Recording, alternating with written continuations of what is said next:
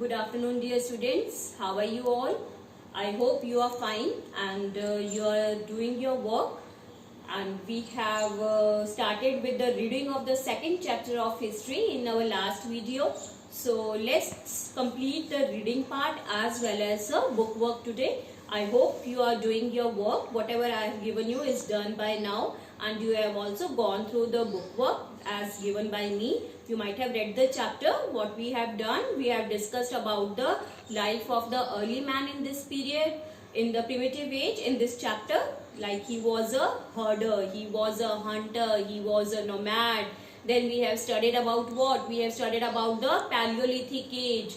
We have studied the different stages of Paleolithic age, that is the lower Paleolithic age or the Ice Age. Then we have done the Middle Stone Age. Then we have done the Upper Stone Age, that is the end of Ice Age. After that we have done one important part. The important discovery of this period was discovery of fire. Then we have done the Mesolithic age and we have done microlith tools. Micro means small, very tiny. I have given you the meaning of microliths. We have discussed the areas where the microliths are found, like the Chota Nagpur.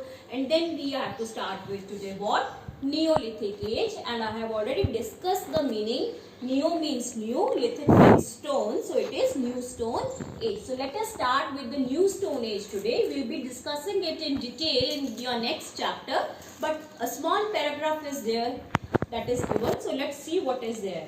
Please underline. I have already told you, whenever we read, just take a pencil in your hand along with reading so that you can mark the important dates or periods or whatever 1 mark questions can be there that I asked you to underline. So please do so. This period lasted from about 8000 BCE till about 4000 BCE. So please underline the period, that is 8000 BCE and ended up to 4000 BCE. So this is the time period of Neolithic period. The tools of this new stone age were more advanced than earlier age tools. With passage of time, there was an advancement in the technique of making tools. So much sharper, they were much sharper than the tools of the Mesolithic period. They sparkled due to polishing technique used over them. So now the tools have started to be built in a refined quality. They were more shinier than the previous age tools because they were being polished now. Tools of this period were, please underline, they were in the form of axes, sickles, spears and arrow heads. So all these were the tools of Neolithic age. Now making of stone tools, let us see what were the different techniques of making the stone tools and what was the type of stone that they had used for these tools. Tools belonging to the 3 Stone Age period were found at many places. Stone was easily available at that time, therefore most of the tools were made of stone. I have already told you, since stone was the most available material of that period, that is why it is known as Stone Age, and that is why it was possible to make most of the tools out of stones. Early tools were made from crude stone and were used for particular needs. So the earlier tools, if we talk about the Mesolithic age, if we talk about the 3 stages of Paleolithic or the Old Stone Age, then they were made from the crude or rough stone and were used for special needs like hunting the animals or rearing the skin of the animals or chipping off the barks of the tree or cutting the trees or chopping the fruits. All this we have done. So now they discovered flint, a type of stone, and used it for making tools and weapons. So now what happens, after the Neolithic period, they found one new variety of stone. It was known as flint, and they started using it for making their tools and weapons. Flint has special qualities. Please underline flint. It was a type of stone used for making tools and weapons. And what are the special qualities? It can chip easily and can be molded into desired shape. So it could be chipped off easily. It can be changed into desired shapes very easily as compared to the rough stones of the previous age. Small and big stones were used to make tools and weapons. So both type of stones, small sized and big ones were used to make tools and weapons. And what type of stones were there and what type of tools were made, please underline. It was axe head, hammers and choppers were made from big stones. So some tools they have given that were made from big stones. It is hammers, choppers and axe head. The axe head was tied to a stick, which made it a more efficient tool. When the axe head, it was tied to what? It was tied to a stick, a handle, to make it use more efficiently. Knives and scrapers were made from small pieces of stones. Whereas there were tools like knives, there were scrapers, they were made from small stones. Arrows and spears made from smaller stones were used to hunt animals. We have already studied about arrows and spears. They were earlier also there. So they were used to hunt animals and they were made from a much smaller size of stone. So these were some of the qualities of stone and especially of the flint we have studied in this paragraph. Now coming to the various techniques, how these stone tools were made. So there were two techniques, one stone on stone and the other one is pressure flaking. Let's see the techniques. The stone tools were produced by two distinct techniques. Number one is stone on stone. So let us see what technique it was. In this method, one hand of the tool maker firmly held the stone or core from which the tool was to be made. So now in this technique I have already discussed, the tool maker used to hold one stone in his hand. With the other hand, another stone was used as a hammer, and with his another hand, he used to just use the stone, the other stone as a hammer, so that this hammer stone was used to strike off flakes from the core stone till the required shape and size was obtained. So one stone was held in one hand, other hand was used to strike the stone that was a core stone from which flakes came out till the desired shape was required, and the second stone was used as a hammer. Just now we have hammers these days. They were not having hammer, so they used another stone to strike off the flakes of the first stone so that a desired shape can be acquired. So this was stone on stone. This means one stone upon another stone was used to make desired shaped stone tools. So this is technique number one. Coming to the second technique, that is pressure flaking. As the name suggests, by exerting pressure on the main stone, flakes were removed and then the desired shape was obtained. Let us see how. The picture is also given in your books. In this method, the core stone was placed on a firm ground or surface. So the main stone was placed on a flat surface, firm surface, or on the ground. The hammer stone was placed on a piece of bone or stone that was placed on the core. Then a hammer stone, the other stone was placed on a core stone.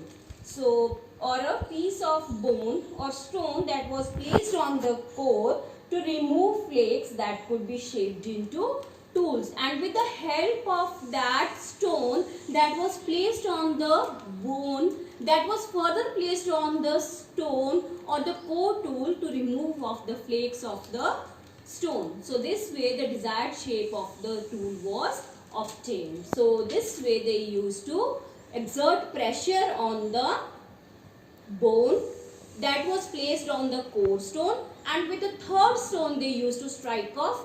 A pressure was inserted so that flakes came out of the first stone that was placed on the ground. This was exerting pressure on the middle part so that the ground level stone could be changed to desired shapes. This was pressure flaking technique.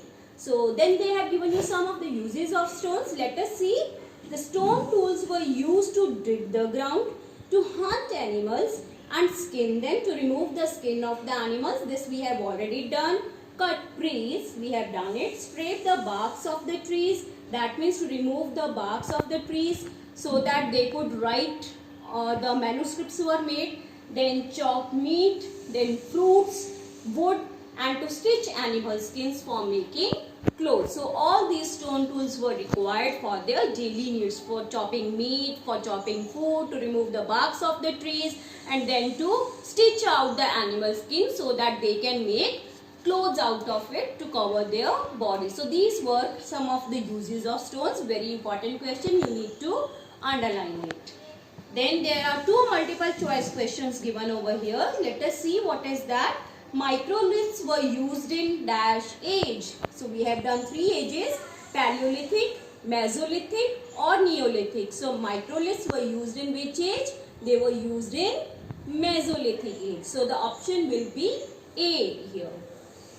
Then the second one says stone on stone is a technique of dash making, cart making, tool making, or none of these. Stone on stone, we have done 2 techniques. It is a technique of tool making. So again it is option number A. So I hope you might have done the multiple choice questions. These can be asked in your exams in the form of multiple choice questions only. So then you have something about rock paintings. I have already told you that the primitive man or the old stone age man also had hobbies just as we have today. So what were their hobbies? In their free or leisure time, they used to do the paintings on the rocks, on the walls of the caves where they used to live, and what type of colors they were using, how the colors were made, that all is given here. And where do you find such paintings, in which site? So all this we'll study here. Early humans lived in caves and they decorated them with paintings on the walls. So just like we decorated our house, decorate our houses, so those people where they were living in caves, they used to decorate the walls of their caves. These drawings were of, and the drawings were based on what? Whatever they used to do, the daily activities like running wild horses, bisons, bears, stags and herds of other animals. So these are what? Lions, horses, all these deers, bears, all these are what? Wild animals that they used to hunt in their daily life. So they used to decorate it with these animals. They used to draw these and color them. Some of these are found in Madhya Pradesh and southern Uttar Pradesh. Then where are they found? In Madhya Pradesh. That is Bhimbetka. I have already discussed that site with you. It is a very important archaeological site where we find these paintings, and then in some parts of southern Uttar Pradesh. Please underline. Then what type of colors were used? Red, green, white and ochre colors were used in the painting. So they used basically red, green and white colors, and ochre is also what? It is a light color to mix the bright colors that are green and red. So what type of colors were used in the painting? They were red, green, white and ochre colors. So these were red and green, they were bright colors, white and other natural colors that were made out of minerals. Minerals like iron ore, that was easily available. Then charcoal was also used during that period to make these colors. So these were some of the colors that were used out of minerals for painting the rocks or the walls of the caves. So these paintings also show men hunting either in groups or alone. We already know that they either moved in groups or they wandered alone. So it also shows men hunting, riding. They also did horse riding, and women. So whatever women were doing the activities at home, they were shown doing those, like grinding and preparing food, and then they had their hobby of dancing. So that is also shown on the walls of the caves in the form of paintings. So this was something about the rock paintings. Then there were some environmental changes also after this Neolithic age. Let us see what were the changes. As discussed earlier, the climate of the world changed around 12,000 years ago. It became warm from cold. We have done it. Due to change, grasslands developed. So now various forms of grasslands appeared. That is, small shrubs were there. This development increased the number of animals that survived on grass. So since there were the growing of the grass, so now the number of animals also increased. Men started rearing animals, taming animals at home. Hunters of these animals also followed them. They learned about their breeding seasons and food habits. So the men he became more learned with passage of time. He learned the breeding season of animals, and then he learned about the food habits, what type of food should be given to all these types of animals. Slowly people started thinking about rearing these animals themselves. So they started taming the animals and also using the products of these animals like milk, meat, to consume it for themselves and their families and to sell it into the market for earning some money. During this time, several grain-bearing grasses including rice, barley, wheat grew naturally in different parts of the subcontinent. So we have already discussed what types of crops were grown here, especially wheat, rice and barley. So they appeared naturally in some parts of the India.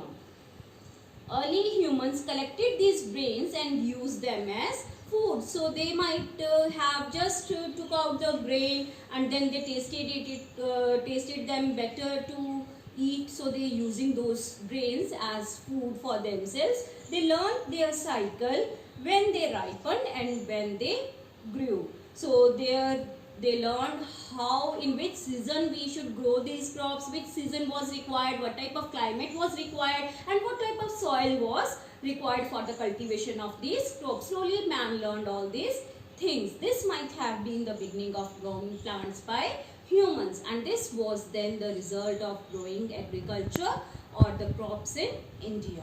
So this was something about the environmental changes. Then there is a small paragraph, Hunskai case study. If we talk about Hunskai and Baitbal Valley in the Deccan have several Stone Age sites. So this is also one important Stone Age site, that is Hunskai. You will be marking it in your outline map of India. We will be doing it. Most of them are early Paleolithic sites. You can be asked which is the earlier Paleolithic site. So you will write down Hunskai, and it is in Karnataka. A large number of finished and unfinished tools have been found here. This shows that early humans lived here for a long time, and the sites were probably habitation as well as factory sites. We have already done what are factory sites, what are habitation sites. Factory sites where the better quality of stones were found and people settled down so that they could use those stones to make tools. So that is known as habitation cum factory site. Most tools were made from limestone. So now what type of stone was used? Limestone, which was locally available over there. So this was something about Hunskai. Then we have in other parts of the world during the time, where was the paintings found in other parts? So they are talking about the France. Rock paintings were also discovered elsewhere in the world. For example, in France. Historians believe that such paintings were made between 20,000 and 10,000 years ago. So this is the time period where the paintings were found in France. The ingredients of the colors were mainly minerals. So how they were formed? By using the minerals. Please underline like iron ore and charcoal. The subject of these paintings were animals, as we have discussed, like bisons, woolly, rhinoceros, reindeer and so on. So all these were wild animals that were found in France. It is believed that these rock paintings were perhaps created on ceremonies for special rituals or perhaps by hunters before they went for hunting. So what was the occasion when they did this painting? It was on special festivals, occasions, or when the men went for hunting. So before going for hunting, they used to just paint it on the wall. So this was something about the paintings in other parts, especially of France. And we have seen the minerals, that is charcoal and limestone was used. Then wild animals were shown, and then they were using iron ore also, the minerals that were available over there. So this was something about the second chapter. I hope you have understood the chapter. Now let us do some of the book work that is there. So quickly come to book work. It's a small exercise given on page number 18. Let's start the first question, that is multiple choice questions. We have A part. Let's see the answers. In the beginning, the early humans were food producers, food gatherers and hunters, or they were only hunters. So we have done, they were food gatherers and hunters. So it is option number B. Just tick it on B part with your pencil in the book itself. Coming to the second one now, the evolution of mankind started in the dash age. Three ages we have done: Paleolithic, Mesolithic or Neolithic. So the mankind evolved in which age? Yes, it is Paleolithic age. So the option will be A part. Just tick on it. Now some fill in the blanks are given in exercise B. Let us see that the Mesolithic age started around, what was the period when it started? When the Paleolithic age ended, and it ended in 10,000 BCE. So this is the period when Mesolithic age starts and it ends on 8000 BCE. Very small period. So next one we have, this was number 1. Second one, dash is the final phase of ice age. Which is the final phase of ice age? This is Upper Paleolithic age. We also call it Upper Paleo. Please write down the spellings correctly. You can also check it in your books. Upper Paleolithic age is also known as the end of the ice age, when the climate changed to warm from cold. Then third one, dash are the tools which developed during the Mesolithic age. We have already done. What were the tools of Mesolithic age? Known as microliths. They were small, they were short, pointed. So these were known as small, pointed and sharp tools of Mesolithic age were known as microliths. Then we have the last one. Pressure flaking is a method of, it was a method of making tools. So it is tool making method. So these were some of the fill-ups that you need to do in the book. Coming to true and false, the third exercise in your book, just write T and F. Starting with the first one, early humans led a lonely life. Is it true? Were they leading a lonely life? No, they always wandered in groups. We have done. They had their families. So it is false. The Stone Age is also known as modern age. Was it modern age? No, it is known as. Let's come to the third one now. Evolution of mankind started in the Mesolithic age. Did it start in the Mesolithic age? No, we have just now done. It started in the Paleolithic age. So it is again false. Coming to the fourth and the last one, stone on stone is a method of tool making. Just as pressure flaking is a tool making technique, so this is also stone on stone is a tool making technique. So it is true. Now coming to multiple choice questions again. Two more multiple choice questions are there in your book. Just see that on page number 18 only, the last part. Early humans wore, it is exercise A. Early humans wore wool, silk or animal skin. So we have already discussed there were no clothes. They used to cover their bodies with the animal skin. So this is option number C. So next one, Paleolithic, Mesolithic and Neolithic periods are classifications of the modern age, Stone Age or the medieval age. So these all three come under which age? They come under Stone Age. So this is option number B.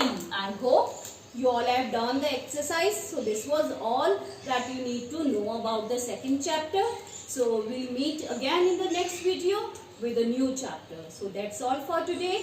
Complete your work in the book, those who have not done, and be on time. Do your work daily and neatly. Stay safe.